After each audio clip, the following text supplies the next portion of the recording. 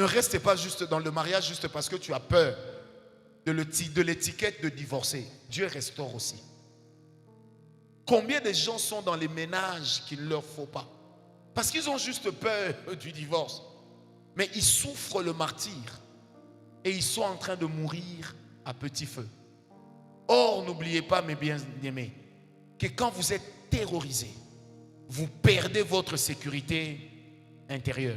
La Bible dit dans Ésaïe 30, verset 15, c'est dans le calme, la confiance, la paix et la tranquillité que viendra votre délivrance.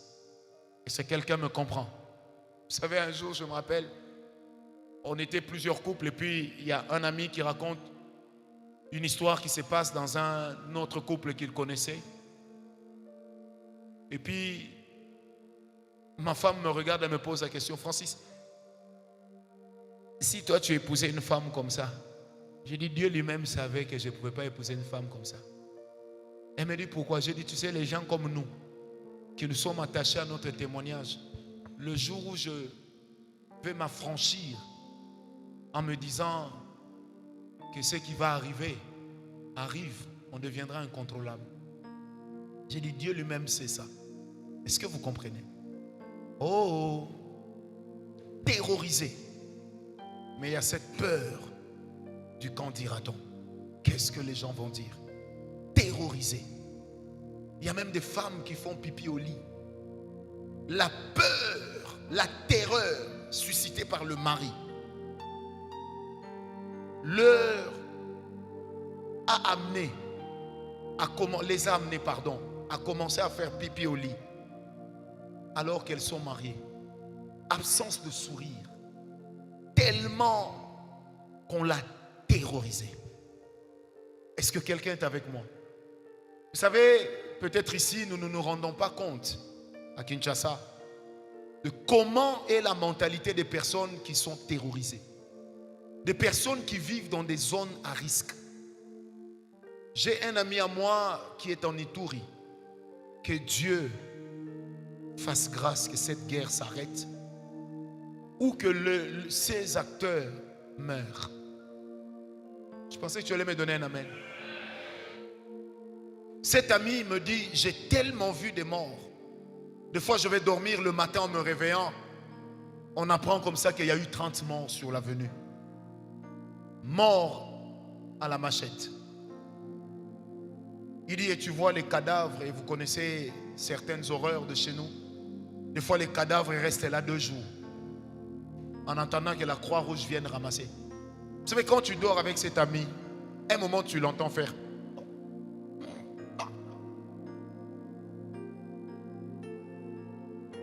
Malade.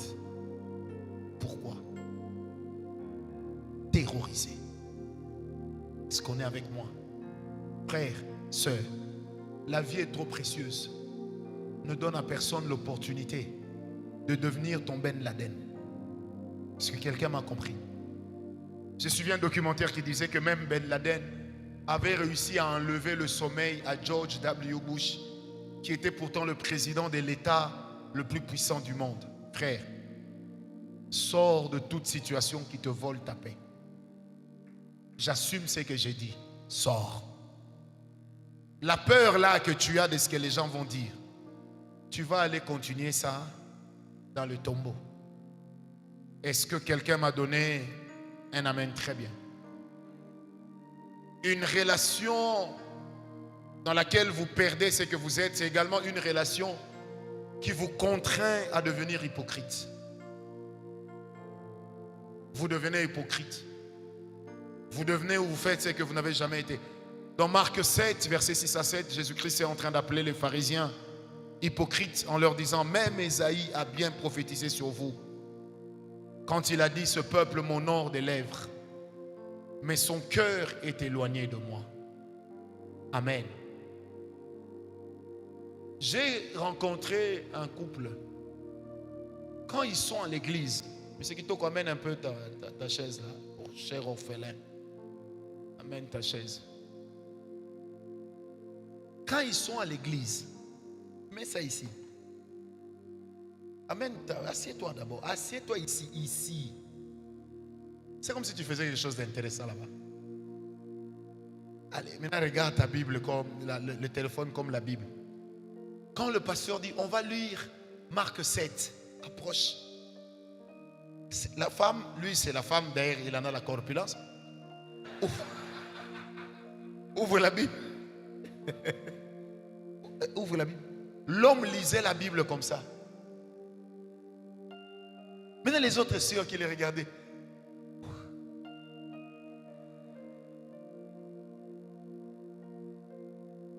Vous savez quand les femmes en vie, même les regards montrent ce qu'elles passaient.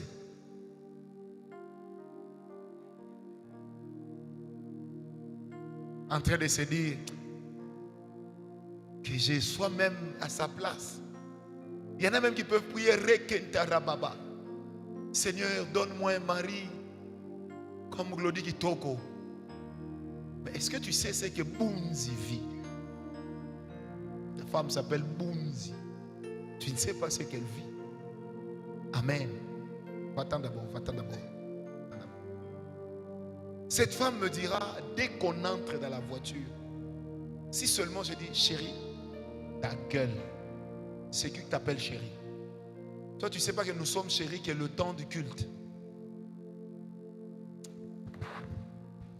Il est de ces gens, il qu'on a vivre des choses incroyables. Et quand dans l'église, le pasteur dit, j'ai besoin de quelqu'un qui va lire, tout de suite l'homme se lève. Et c'est la femme qui tient pour lui la Bible. Et puis il est écrit Jean 1:1.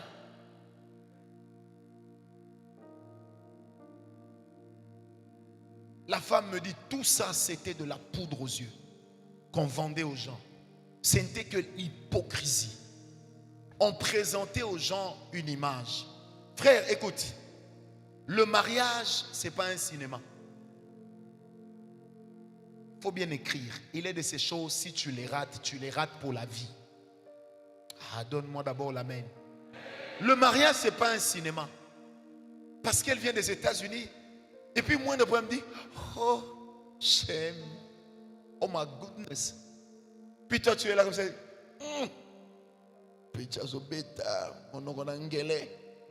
Dans les mariages, l'anglais là va disparaître. Et c'est quelqu'un m'a compris. Il parle français comme Vercingétorix. Ça va, tu vas très bien. Puis toi, il me rappelle mon père. Il n'est pas ton père. C'est un caïman qui m'a donné un amen bien. Bien, vous savez, l'hypocrisie, c'est l'art de déguiser son vrai caractère. C'est l'art de couvrir et de cacher ses vraies pensées. C'est l'art de ne pas être sincère. Vous n'aimez pas, mais vous dites j'aime. Vous n'êtes pas d'accord, mais vous dites je le suis. Frère, j'aimerais vous le dire. La paix, oui, mais pas à n'importe quel prix. Il est de ces prix que tu vas payer pour la paix. Ça sera la paix du visage. Mais le trouble pour toute la vie. Qui m'a donné un amen très bien. Faites très attention. L'hypocrisie. Vous savez, dans les églises ici, les gens sont là. Oh, chou, ché, chat, chaud, ça va. Ça va. Et puis, oh, cœur, oui, chou. B. Oui, beau.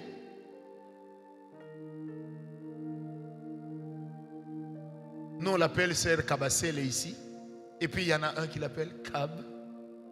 Toi, quand tu entends ça, tu dis, c'est même moi. Peut-être que lui là qui t'appelle par ton nom, merveille, viens. Tu fais quoi là-bas? Ça va? Peut-être qu'il t'aime plus que B. Si quelqu'un me comprend. Plus que chou. Comme disait quelqu'un, chaque couple a son petit nom. Frères et sœurs, les petits noms ne font pas le couple. Ne pense pas qu'en appelant Antoine Ante, que ça va le rendre doux. Peut-être qu'en l'appelant Ante, il devient Anté. Oh!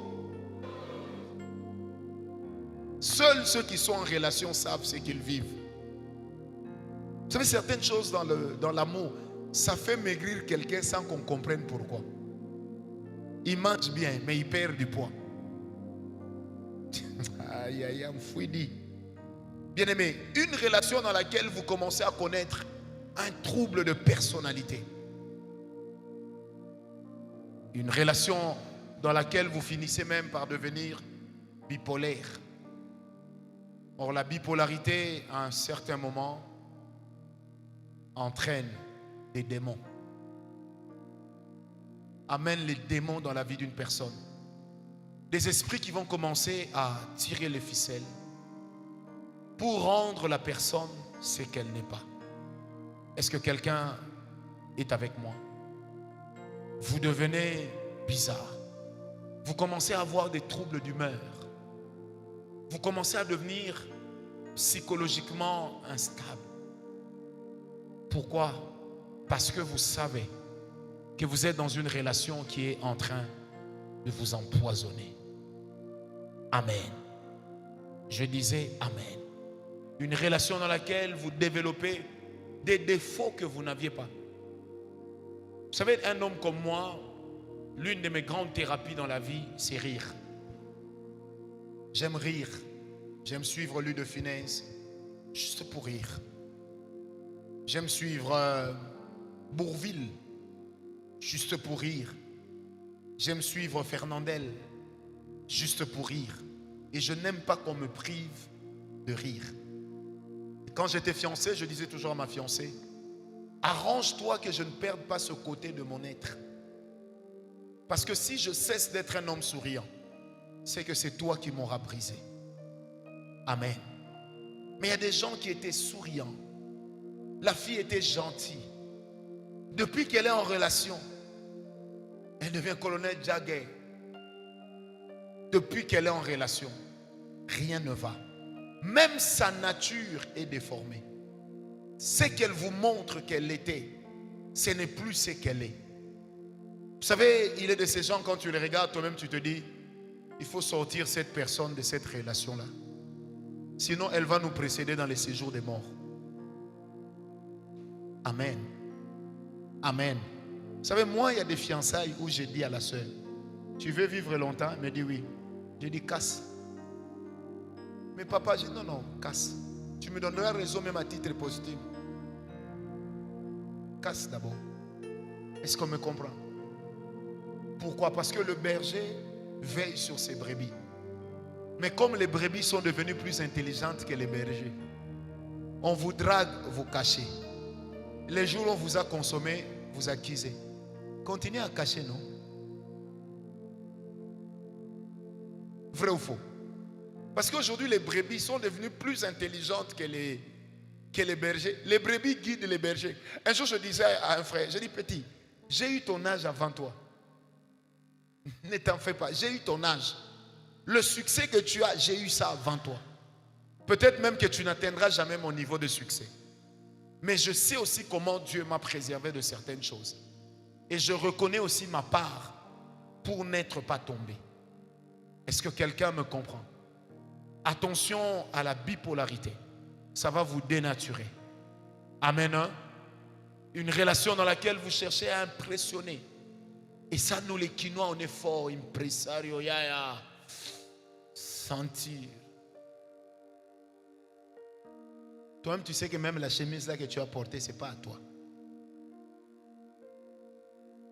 Mais tu empruntes ça juste pour que quand tu viendras chez elle, qu'elle te dise, où tu es beau dedans. Maintenant, si demain elle te dit, mets seulement la chemise là. Papa, moi quand j'étais païen, on m'a fait enlever une chemise devant une copine. Parce que j'avais emprunté. La copine ne m'a pas dit, je ne veux pas de toi. J'ai disparu. Guigui sort. Bon. Toi, tu te moques de moi.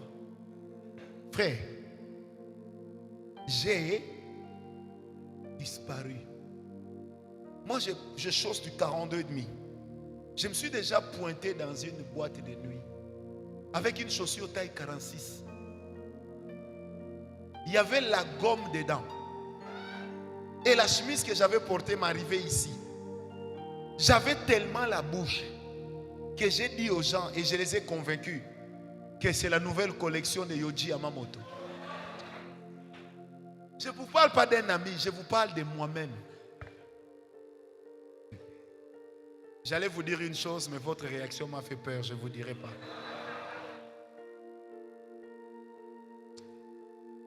Vous savez, un jour, j'étais tellement dans la galère que j'ai porté une ancienne blouse de notre mère.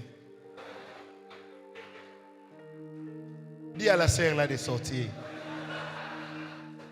Comment toi tu peux rire comme ça jusqu'à t'affaler? Frère, toi tu n'as jamais vu quelqu'un qui a la bouche? Maintenant la copine me dit, celui qui va rire va sortir. J'ai l'impression que je risque de me retrouver seul. Diane, même toi. Vous savez que maintenant la fille me regarde, elle me... Francis, ça c'est pas une blouse. Papa, Mbanga. Je lui ai dit, Yuma. C'est dans votre famille, vous avez des sapins. Je dis ça. Et puis je lui dis ça, sans lui montrer. J'ai dit, c'est écrit ici, 1881. Nino Cerruti. Est-ce que chez vous, t'étais? Et puis je lui dis comme ça, tes frères MP soient là. Est-ce qu'ils ont ça? Je dis, petite, danger. Et une fois, j'ai dragué une fille en classe. Il faisait froid, c'était la saison sèche. Je suis venu avec un beau pull. Tous les amis trouvaient ça beau. Mais il y avait une fille qui me regardait. Elle me dit, vous savez, nous les hommes, les boutons sont où? À droite.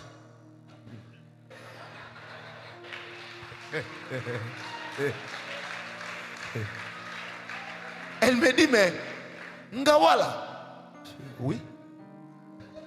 Comment tes boutons sont à gauche? Je lui ai dit, ça c'est Kenzo. Je connaissais. Vous savez, c'est pourquoi des fois les gens comme nous, quand vous nous voyez nous habiller, on est en train de se venger du passé.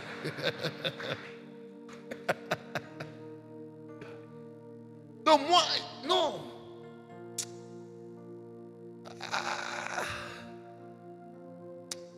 J'allais vous dire quelque chose, mais je laisse. Tout ça pourquoi? Parce que tu cherches à impressionner. Moi, je me suis déjà présenté dans une boîte de nuit. J'ai mis une chemise noire, veste noire. Mais à 4 h du matin, je n'avais pas l'argent de transport, mais je suis quand même sorti. Parce que le jour où on ne pouvait pas me voir, j'étais l'ange de l'Éternel.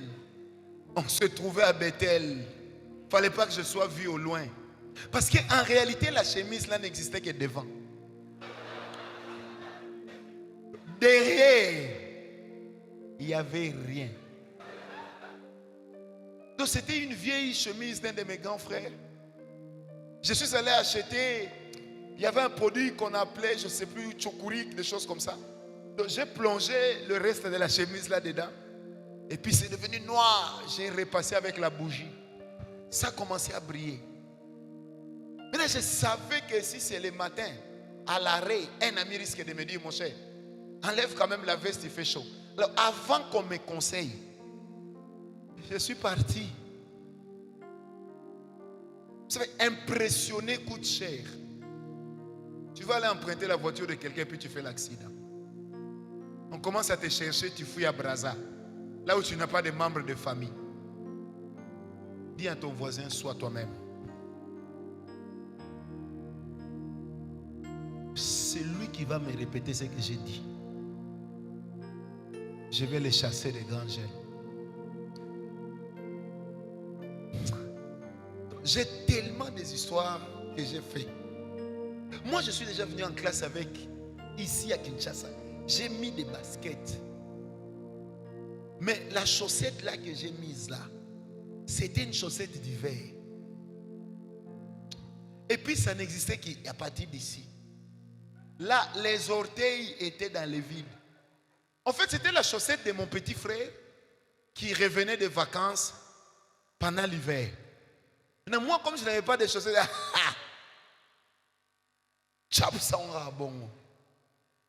Donc moi-même, je ne raisonnais même pas que si je fais une crise, on va me déchausser. Et puis quand on me disait, mon cher, ça c'est la chaussette d'hiver, je dis, non, ça là, c'est la nouvelle collection de chaussettes de Hackett. Et puis je vais t'expliquer, dans votre famille, vous ne connaissez pas ça. Effectivement, dans leur famille, ils ne connaissaient pas ça parce que ça n'existait pas.